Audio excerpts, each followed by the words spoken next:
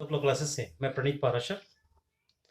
आज हम आईपीसी का चैप्टर 11 जो चल रहा है उसके सेक्शन 221 से लेकर 224 तक पढ़ेंगे।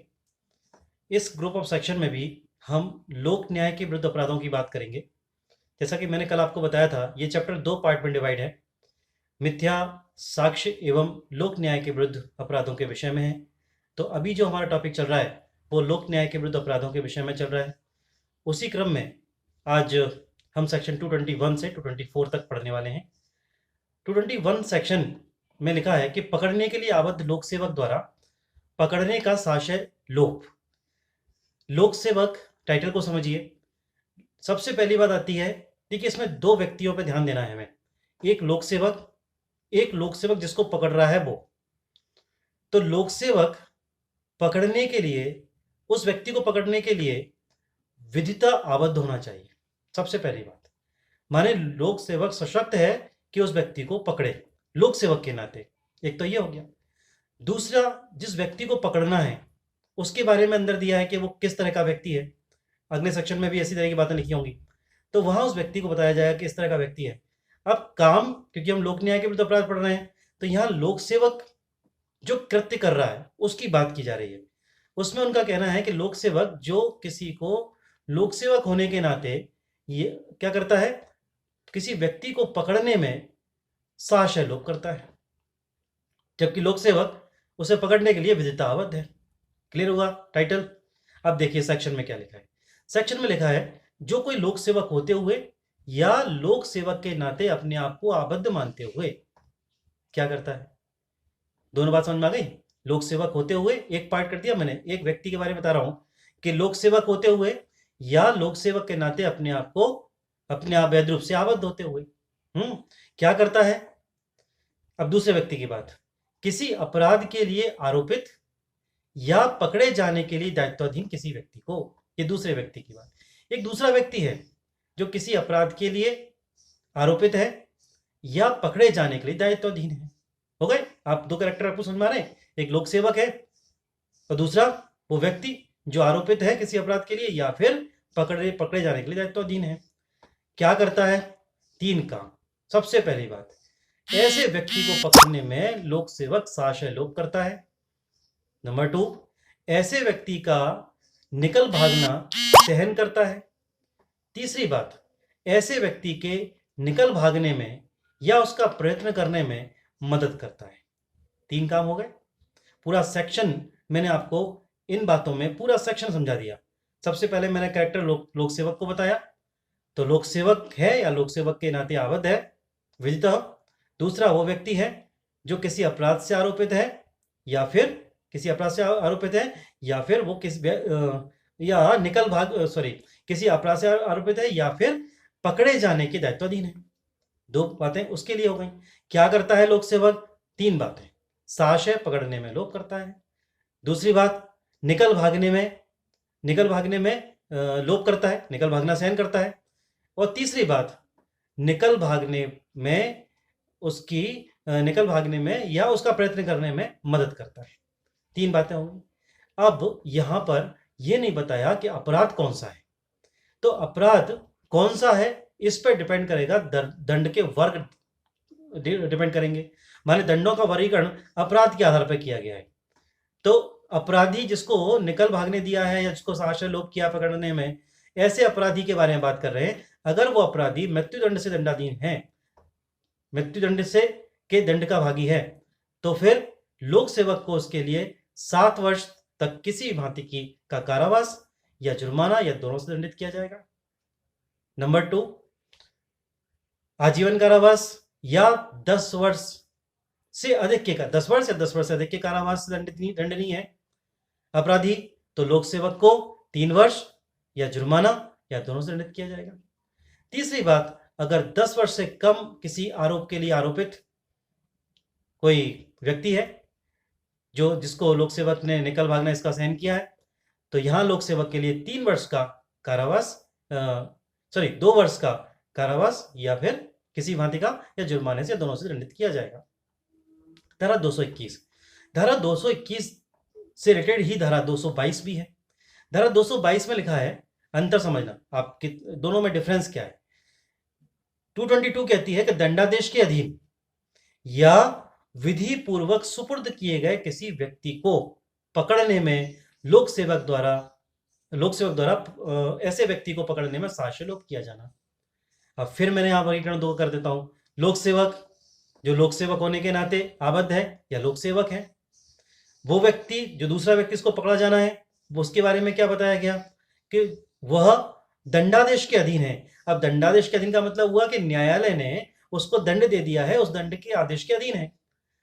या फिर जो विधितः या विधि पूर्वक सुपुर्द अभिरक्षा में सुपुर्द किया गया है, वह किसी विधि पूर्ण अभिरक्षा में है।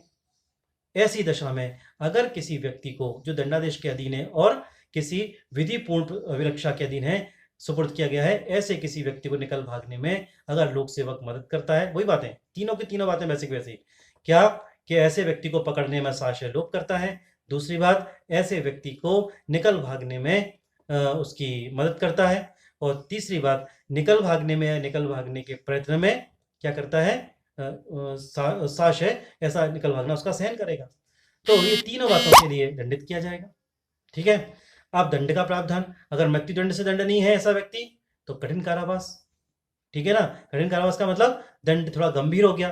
क्या दंड हो गया, जो पहले 7 वर्ष था अब वो दंड कितना हो गया, आजीवन कारावास या 14 वर्ष के कारावास से। अंतर समझ में आ गई आपको बात। पहले क्या था, लोक सेवक ही आवत था उसको पकड़ने के लिए, और अब तो यह व्यक्ति दंडादेश के अधीन है। अब तो न्यायालय ने बोला कि नहीं इसको पकड़ना है, और फिर उसके बाद साक्ष्यलोप करके आप उसे पकड़ते नहीं हो, या निकल भागना सहन करते हो, या फिर निकल भागने में उसकी मदद करते हो। ठीक है ना। तो उसके लिए मृत्युदंड से का दंडनीय व्यक्ति था तो 7 वर्ष आजीवन कारावास या 14 वर्ष का किसी भांति कारावास, जुर्माना सहित या रहित हो सकेगा। दंड की दूसरी कैटेगरी देखिए। दंड की दूसरी कैटेगरी में लिखा है कि जो कोई न्यायालय के दंडादेश पर या न्यायालय के दंडादेश के बाद किसी दंडादेश का लघुकरण करके अगर आजीवन कारावास के लिए दंडादेश के अधीन है, तो ऐसे व्यक्ति को आजीवन कारावास या 10 वर्ष तक के कारावास, 10 वर्ष तक नहीं, 10 वर्ष से ऊपर वाला, मतलब 10 वर्ष से ज्यादा और आजीवन कारावास के लिए अगर दंडनीय है, दो प्रकार से, या तो न्यायालय के दंडादेश के अधीन या न्यायालय के दंडादेश का लघुकरण हो गया उसके बाद। ऐसी दशा में क्या किया जाएगा, लोक सेवक को जो ऐसा अपराध करता है 7 वर्ष का किसी भांति का कारावास, जो जुर्माना सहित या रहित हो सकेगा, दंडित किया जाएगा। ठीक है ना। दंड की तीसरी कैटेगरी, अगर 10 वर्ष से कम कारावास से दंडनीय अपराधी है, तो फिर लोक सेवक को 3 वर्ष का किसी भांति कारावास या जुर्माने से दंडित किया जाएगा। सेक्शन 222 हो गया। सेक्शन 223, सेक्शन 223 में लिखा है कि लोक सेवक द्वारा उपेक्षा से परिरोध या अभिरक्षा में से निकल भागना सहन करना। टाइटल क्या है, लोक सेवक किसी व्यक्ति के निकल भागने को सहन कर रहा है, या निकल भागना कहां से, या तो परिरुद्ध व्यक्ति है या किसी की अभिरक्षा में है, वहां से निकल भागना लोक सेवक सहन कर रहा है, लेकिन वो कैसे, उपेक्षा से कर रहा है। ये जो उपेक्षा शब्द है, जो इसका इंटेंशन उपेक्षित हो गया, मतलब जो असावधानी से हो गया उसका काम, इंटेंशनली नहीं हुआ, आशापूर्वक उसने नहीं, उपेक्षा कभी आशापूर्वक नहीं होती है। ठीक है ना। उपेक्षा तो गलती हो जाती है। तो ऐसी दशा में क्योंकि ये उपेक्षा वर्ड यूज किया गया, ऐसी थोड़ा दंड का प्रावधान इस वाली धारा में कम कर दिया गया। ठीक है। क्या है, अब सेक्शन सुनिए। जो कोई लोक सेवक होते हुए या लोक सेवक के नाते अपने आप को आबद्ध मानते हुए, वही बात जो अभी तक चलती आ रही है, क्या करता है, जो अपराध के लिए आरोपित या दोषित व्यक्ति को नंबर 1, नंबर 2 अभिरक्षा में रखे जाने के लिए विधि पूर्वक सुपुर्द किए गए किसी व्यक्ति को, ठीक है, क्या करता है, लोक सेवक होते हुए या लोक सेवक के नाते वैध रूप से आबद्ध होते हुए ऐसे व्यक्ति को परिरोध में से निकल भागना उपेक्षा से सहन करेगा। उपेक्षा सहन करेगा माने उसकी गलती से कोई व्यक्ति भाग जाए, असावधानी से कोई व्यक्ति भाग जाए, तो वहां दंड का प्रावधान क्या किया गया है, 2 वर्ष तक सादा कारावास या जुर्माना या दोनों से दंडित किया जाएगा। अब हम आखिरी धारा पहुंचते हैं, धारा 224। धारा 224 के हेडिंग है कि किसी व्यक्ति द्वारा विधि अनुसार अपने पकड़े जाने में प्रतिरोध या बाधा डालना।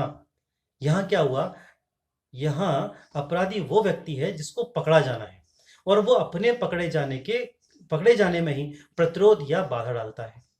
ठीक है, तो सेक्शन में क्या लिखा है, जो अपराध के लिए आरोपित हो या दोषित हो, वही बात पुरानी वाली, ठीक है ना, विधि के अनुसार अपने पकड़े जाने में बाधा डालता है, अपने पकड़े जाने में बाधा डालेगा या साक्ष्य प्रतिरोध करेगा, ठीक है ना। और क्या कर सकता है, किसी विधिता अभिरक्षा से निरुद्ध, किसी विधिता अभिरक्षा से निरुद्ध, निरुद्धि से निकल भागेगा या उसका प्रयत्न करेगा। तीनों बातें समझ में आ गई आपको। व्यक्ति कैसा है, वो व्यक्ति है जिसको खुद को पकड़ा जाना है, अपने पकड़े जाने के लिए प्रतिरोध कर रहा है, अवैध बाधा डाल रहा है, ठीक है ना, सब इंटेंशनली हो रहा है, साक्ष्य प्रतिरोध डालेगा, साक्ष्य बाधा डालेगा, ठीक है ना, अवैध बाधा डालेगा, अवैध बाधा, बाधा भी कैसी, जो लीगल नहीं, इलीगल बाधा डालेगा, ठीक है ना, निकल भागने का प्रयत्न करेगा, निकल भागेगा या निकल भागने का प्रयत्न करेगा। तो दंड का प्रावधान क्या है, 2 वर्ष का किसी भांति कारावास या जुर्माना या दोनों से दंडित किया जाएगा। धारा 224 में एक उन्होंने स्पष्टीकरण जोड़ा, बहुत महत्वपूर्ण स्पष्टीकरण, स्पष्टीकरण अक्सर महत्वपूर्ण होते हैं एग्जाम के पॉइंट ऑफ व्यू से।